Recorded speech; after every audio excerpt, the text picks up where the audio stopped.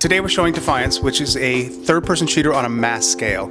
And what that means essentially is you are playing in the same world with thousands of other players. And not just against each other, but also playing against our AI, playing against computer-controlled enemies. And pretty much you're going on missions, you're working with friends, you're meeting people. We build these huge social structures. So when you see these thousands of players going around, you can join them, you can make clans, really kind of doing something that hasn't been done with a real third-person shooter. Is this new ground for you as far as introducing an MMO to a console system? Yeah, you know, there haven't been very many MMOs on console systems, and you know, there's been maybe one on Xbox 360, which was very early on, Final Fantasy, I believe it was. So it's an entirely new thing. It's not just new for us, but it's also new for Microsoft and to some extent Sony.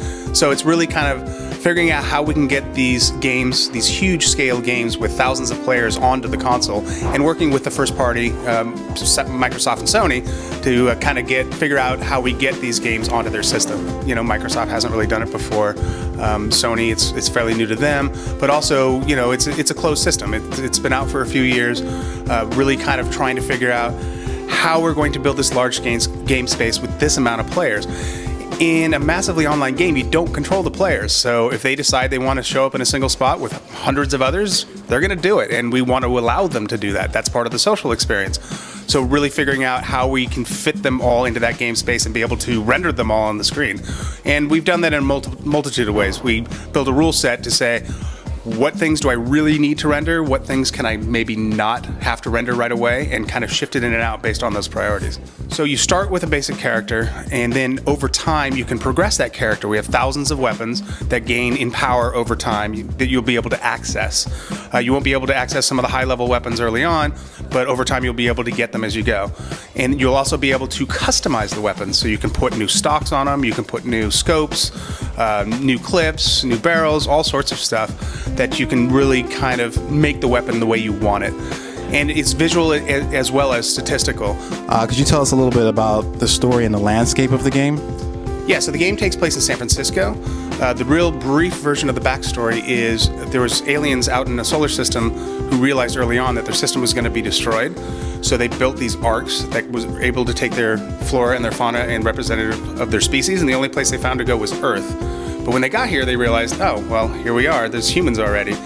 They negotiate, you know, colonization rights, all this stuff. Needless to say, it breaks down, it becomes chaos, a war starts, but the ships are still in orbit with all their colonization machines.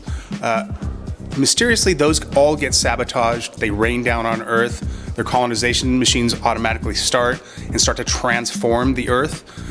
The game takes place roughly 40 years later, where there's no central governments anymore, there's no mass communication, and the Earth's been a combination of alien and human. And we take place in San Francisco, and the television show takes place in St. Louis. Could you tell us a little bit about the television show and how it interacts with the game? Yeah, there's a lot of interaction. Because we started talking to Sci-Fi on day one, we figured out what they needed to make a great show, what we needed to make a great game, and how we were going to have these interactions work. One of the big examples we've been using up to this point has been the main character will start in the game. The game starts 2 weeks before the television show. The main character will go on missions with the player, and at the end of that mission line, he gets an object, a crystal, that then, when he takes off to go to St. Louis, he uses at the beginning of the show to get an object that has a huge impact on the pilot. But beyond that, we have things like another character that is starting in the show will come back to the game, go on missions with the player, and then return to the show before the end of the season and talk about the things that they did within the game. Those are just some examples.